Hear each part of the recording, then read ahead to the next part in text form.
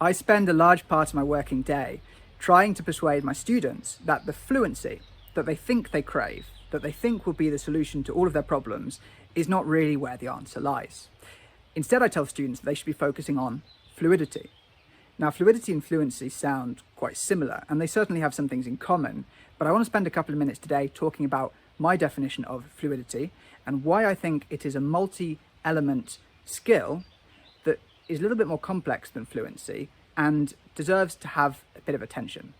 So fluency, in many people's eyes, is the ability to speak freely and openly on a range of subjects with a sense of ease and the ability to string together words effortlessly, to feel so assured in what you're saying that you don't have to think about the next word in the sentence.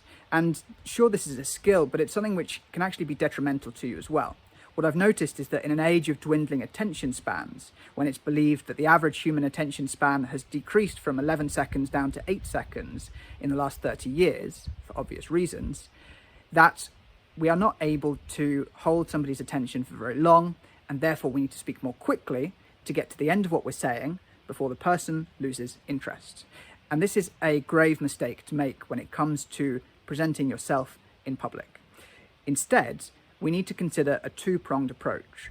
We do need this rapid, fluid speech, and this is what I call connected speech. And it's useful for many reasons. It shows passion, it shows excitement, it shows an ability to think spontaneously and creatively on the spot, and it helps to engage your audience. But if this is used exclusively, it can have a detrimental effect.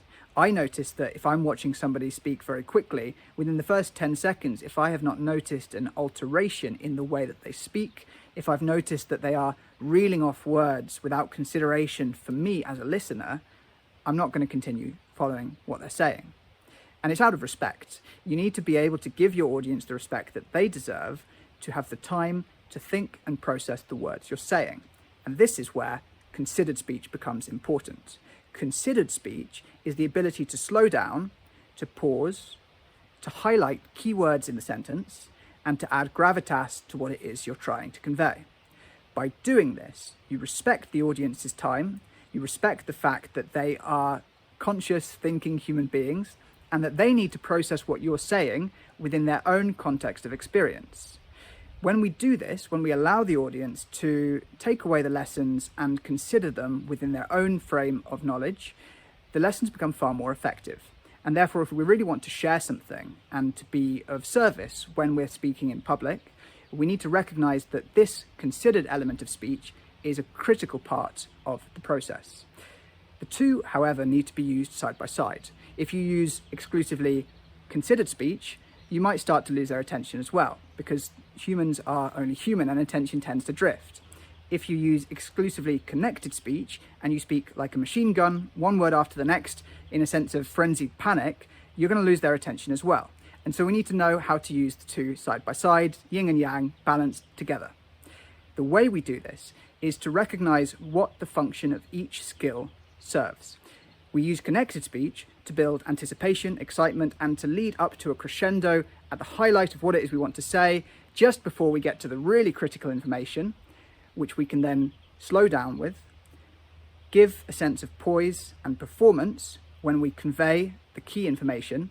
And now that we've got the attention of the audience hooked on our connected speech, they are more likely to listen carefully to what we're saying with our considered speech, to process that within their own frame of knowledge, to realize that these words have a profundity, a depth, and a gravitas, and therefore are more credible, believable, and convey a greater sense of knowledge and wisdom that can be imparted. If you can use these two together, you're onto a winner. And the way you can practice this is to take any kind of written speech, a letter, a script, a performance, lyrics from a song work as well, and play with it. Play with the speed, variety, not just in terms of the pace, but in terms of the pitch, in terms of the solemnity and seriousness that you give certain words, and to realize that this is an exercise in play. Try reading the same line back to front, once quickly and once slowly, and see how it changes the meaning of the words and how you can use this in your speech to leave a greater impact on your listeners.